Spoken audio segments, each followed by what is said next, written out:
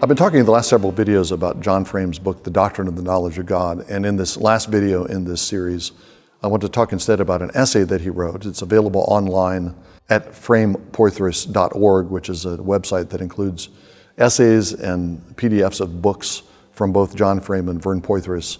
They've been collaborating for decades, and a lot of their material is available for free on that website. And this essay is about transcendence and immanence in theological language. The problem that Frame is addressing is the problem of theological language that's often brought up. It's brought up in all kinds of different contexts.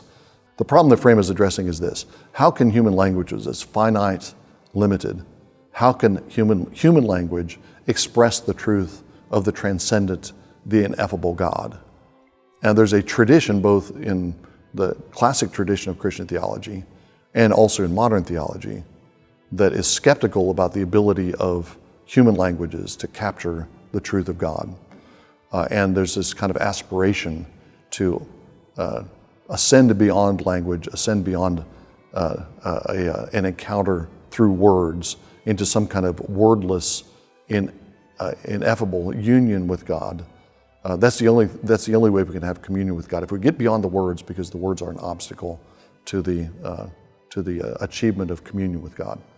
Frame doesn't agree with that, and Frame is trying to rebut that. And he does that largely in terms of a discussion of transcendence and immanence, which is a significant theme at a number of points in Frame's work. Frame's understanding of God as covenant Lord gives a clue to how he thinks about these things.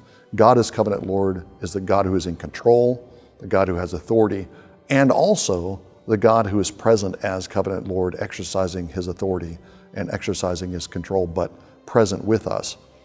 And just in that, you can see in that summary of what he means by lordship, that there's no contradiction or tension between God as the ascendant, transcendent, controlling, authoritative God and God as present.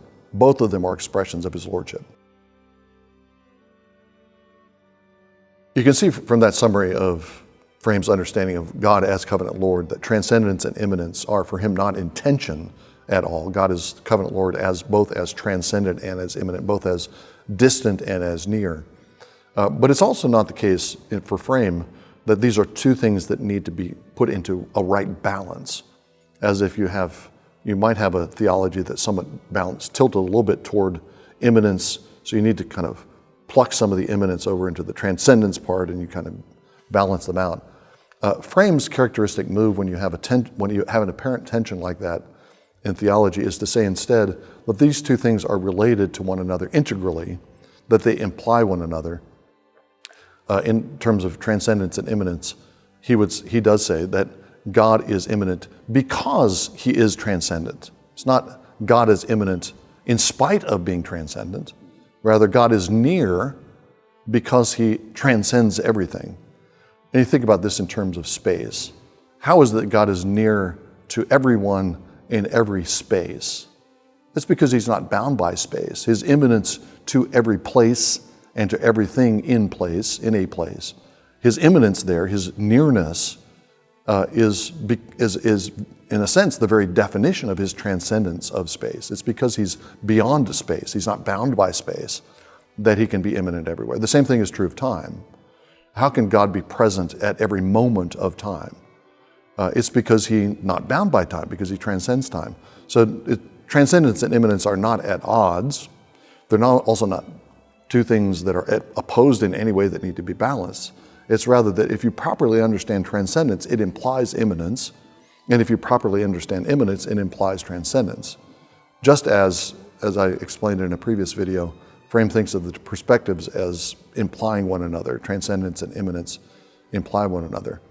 And that leads him to, in this particular discussion, to talk about the language about God, God talk, religious language, is odd language. It has odd features and odd characteristics because it is language about the transcendent God, the God who's not bound by anything that he's made. But it's also perfectly ordinary language. It's odd because it's ordinary because it's odd. Those two things are not in tension. those two things are not to be have to be balanced, but they imply one another. And the upshot of this, in a kind of complicated philosophical way, I say, the upshot of this is to affirm that human language and the very ordinary human language of the Bible is in fact capable of bearing the truth of God and communicating the truth of God. Frame gives a sophisticated philosophical, theological explanation and justification for that basic faith in the truth of the Scriptures. I think that as I'm concluding this series on John Frame, I think that captures two of the main things that I appreciate about Frame. One is his philosophical acumen and his ability to sort through philosophical and complicated theological issues with clarity. The other side of it is a straightforward, simple faith in the truth of Scripture. And he puts these two things together. I think that's a combination that is, he exemplifies, he's a model for Christian theologians in bringing those two things together, not as being opposed to one another that he has to kind of force together, but rather as two things that naturally belong together.